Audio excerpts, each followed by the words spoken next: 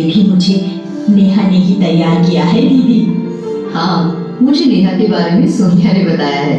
नेहा जैसी लड़कियों को इस बारे में सही जानकारी होना बहुत जरूरी है। मुझे तो इसने कुछ बताया ही नहीं। तो आप ही पहले नेहा को बता रही थी इस बारे में, ताकि ये बेकार की परेशानी और चिंता में नहीं पड़ती।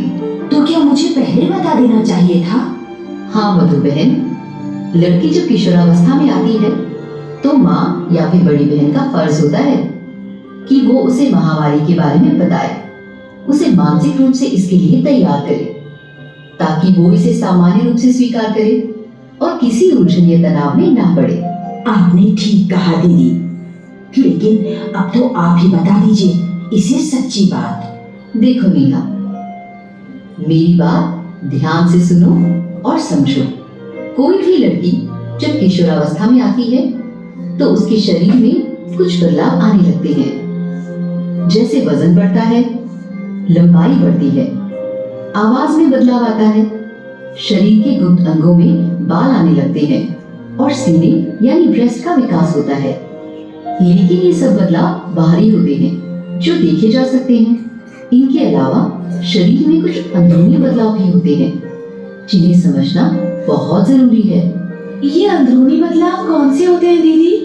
देखो, किशोरावस्था में पहुंचने पर लड़की के मस्तिष्क की एक विशेष ग्रंथि यानी पिट्यूटरी ग्लैंड में एक हार्मोन पैदा होने लगता है जो खून के दौरे के साथ अंडाशय यानी ओवरी में पहुंचता है।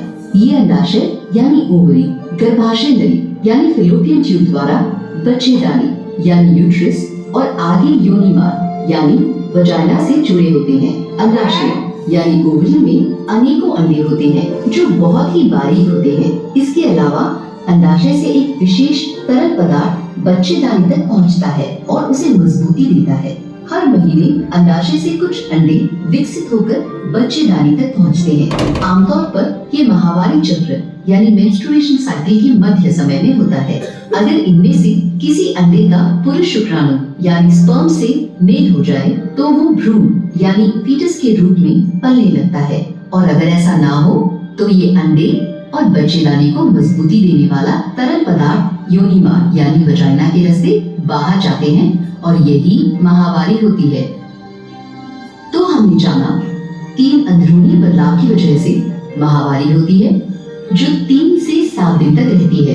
जब इसकी शुरुआत होती है तो ये ज्यादा से ज्यादा या कम दिनों तक भी हो सकती है।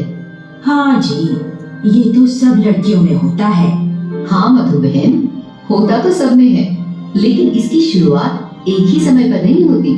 माहवारी की शुरुआत 11 वर्ष से लेकर 17 वर्ष की उम्र में भी हो सकती है। लेकिन बाद में तो इसका एक नियम बन जाता है। हाँ मधु बहन, जब माहवारी नियमित हो जाती है तो इसे मासिक चक्र यानी मेंस्ट्रुएशन साइकिल कहा जाता है। मासिक चक्र का नियमित रूप से आना इस बात की निशानी है कि शरीर के महत्वपूर्ण अंग सामान्य रूप से काम कर रहे हैं। मासिक चक्र शरीर को स्वस्थ रखने के लिए एक विशेष शारीरिक रसायन यानी केमिकल पैदा करता है जिसे हार्मोन्स कहा जाता है। ये हार्मोन्स हर महीने गर्भ ठहरने की संभावना भी पैदा करते हैं। दीदी, मासिक चक्र को गिना कैसे जाता है? नेहा, मासिक चक्र को पहली माहवारी के पहले दिन से अगली माहवारी के पहले दिन तक गिना जाता है।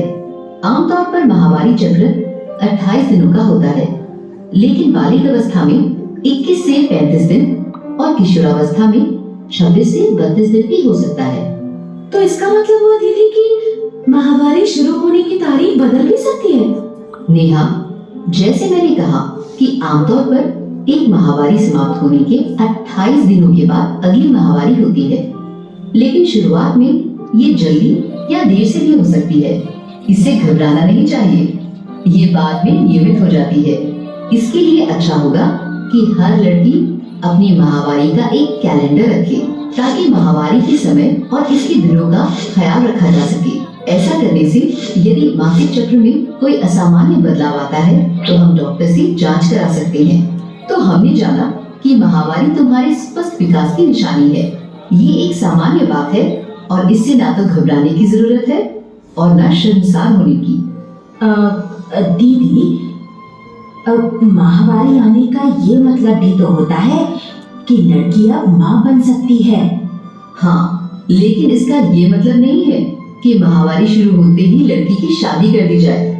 किसी भी लड़की की शादी 18 साल से पहले नहीं करनी चाहिए। 18 साल के बाद ही एक लड़की शारीरिक और मानसिक रूप से तैयार होती है शादी के लिए और स्त्री पुरुष द्वारा परस्पर